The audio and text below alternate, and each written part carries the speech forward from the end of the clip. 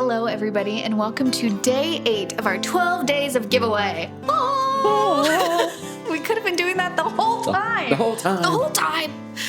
Okay, that was a Mrs. Doubtfire quote. Anyways, what we are doing is we are celebrating you guys and 12 small businesses and doing a giveaway of one of their products every day for 12 days to you guys. This was inspired because last year we did a 12-day advent calendar box where we curated 12 days for you guys to open every single day. And since I bought Let's Make Art halfway through the year, there was no way logistically that we could get that done.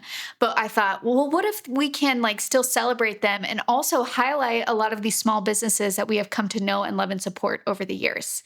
Okay, so that is what we're doing. And today, our day 8 winner is, okay, I'm trying to figure out how to set this up.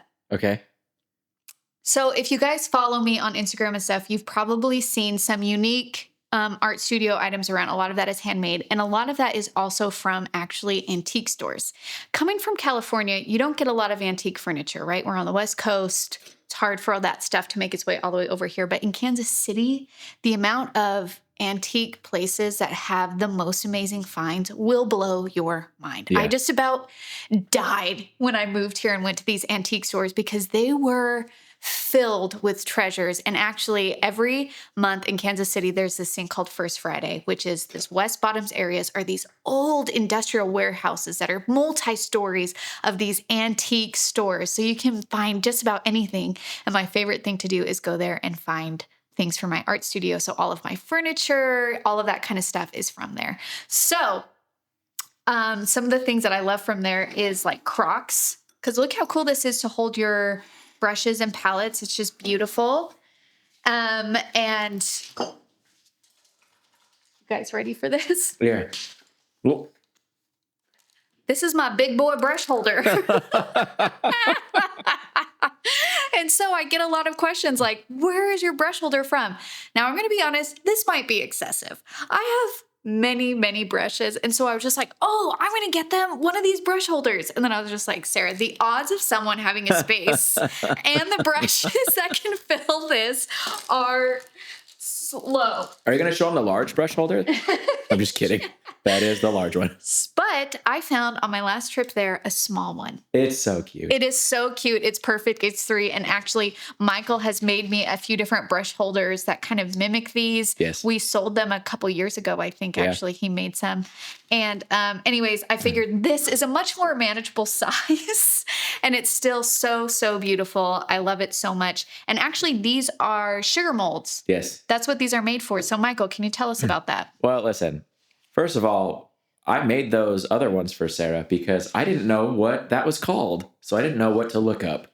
Yes. Someone told me that they're sugar molds, and then you pour in the old days when you would, I don't know, farm sugar, you would pour hot pulp into those things and then let it cool, and it comes out like a cone. Yeah, because if you look inside, they're cone-shaped, right? Yes. But the wood, the color of the wood is just gorgeous. These are old. If you ever come to Kansas City and you go to an antique place, you'll most likely be able to find one of these in various sizes. But they're just lovely, and they're actually really perfect for holding your brushes, pencils. I actually put my heated craft tool hanging out in here sometimes. So it's just really fun. So I'm excited to introduce you to that. And I just want to say, do not be afraid to go to thrift stores, antique stores, and think creatively of how you can utilize things that you find there in your art studio, because it's just going to make it super unique and special to you. The other part of this gift, so you'll get this brush holder, but I felt like we needed to up the ante a little bit and do something else. So the winner of this, the second half of this gift, is they will also get a year free to Let's Make Art watercolor tutorials. Ooh. So every month when we come out with, the January, February, March, your account will be tagged. You'll be able to paint along for free. And then that way you don't have to worry about signing up. We got your back, and you can enjoy a year free of painting with us. Love it. So I hope you really enjoy that. Okay. Enough chatting. Michael, we ready? You're talking too much. Just kidding. That's me. Drum roll, please. The winner of the antique brush holder and 1 free year of tutorials is Joy Arnold. Joy, congratulations! Yes. I hope you have so much fun painting along with us for the year. I hope you really enjoy your antique brush holder. There I find so much joy in filling my studio with really unique items. And so I really hope that this brings you as much joy as I do. If you guys are ever in the Kansas City area, feel free to check out those antique markets. You're going to find some really cool stuff.